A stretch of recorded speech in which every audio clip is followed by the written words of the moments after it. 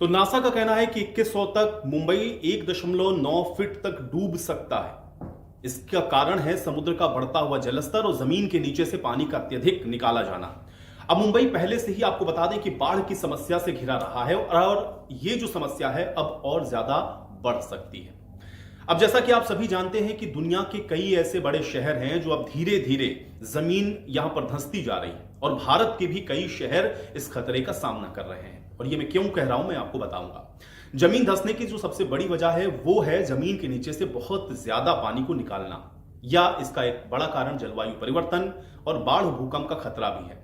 इसके अलावा साल 2014 से 2020 कोलकाता में हर साल जमीन 0.01 से लेकर 2.8 सेंटीमीटर तक नीचे जा रही है। इसमें सबसे ज्यादा धंसाव भाटापारा में देखा गया है। यहां 2.6 सेंटीमीटर प्रति साल यह दर है।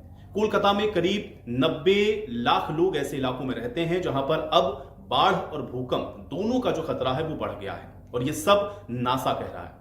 नासा ने 2024 में समुद्र के पानी के लेवल को 0.59 सेंटीमीटर बढ़ा है ये बताया है। और हाल ही में नासा ने चेतावनी ये भी दी है कि समुद्र का जलस्तर बढ़ने से यह खतरा और ज्यादा मंडरा रहा है। तो आइए जानते हैं कि दरअसल ये जो पूरा मामला है वो क्या है।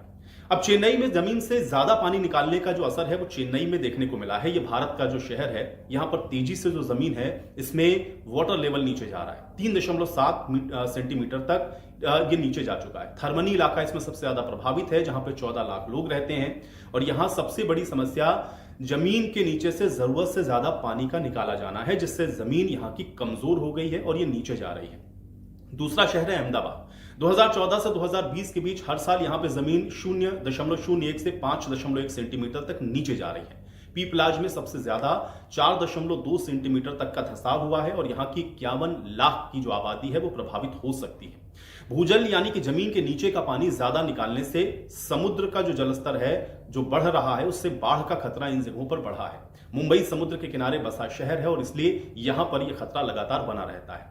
नासा यह भी कह रहा है कि 2100 तक मुंबई 1.90 फीट तक डूब सकता है और इसकी वजह यह है कि समुद्र का जो बढ़ता हुआ जलस्तर, जमीन के नीचे से पानी का निकलना और मुंबई क्योंकि पहले से ही आप देख रहे हैं कि बाढ़ की समस्या यहां पर रहती है और इस वजह से ये समस्या और ज्यादा अगर बढ़ती है तो यहां पर यह स्थिति बनेगी।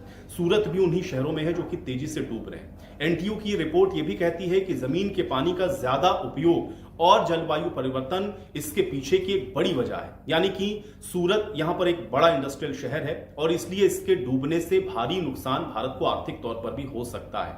इसके अलावा दुनिया का सबसे तेजी से जो डूबता शहर है वो भी जान लीजिए, वो है इंडोनेशिया की राजधानी जकार्ता, जिसका आधा हिस्सा पहले ही समुद्र तल से नीचे चला गया है। 1970 से अभी तक कुछ इलाकों में जमीन 4 मीटर तक नीचे जा चुकी है और लोग बार बार आने वाली बाढ़ से यहां पर परेशान नजर आ रहे हैं।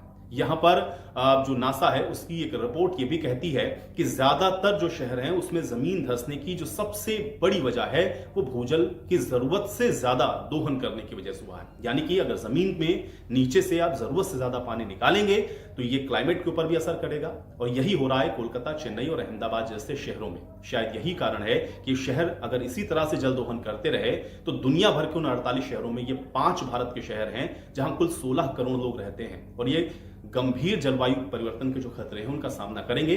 तो ये हो सकता है कि ये जो शहर हैं वो आने वाले समय में डूब जाए। अब बचाव क्या है? बचाव यह है कि बाढ़ से बचने के लिए या जो क्लाइमेट चेंज है उसको रोकने के लिए जो पर्यावरण संतुलन है उसको बनाया जाए और जब इस पर्यावरण संतुलन को आप बनाएंगे तो ये जो खतरा है वो अपने आप टल जाएगा।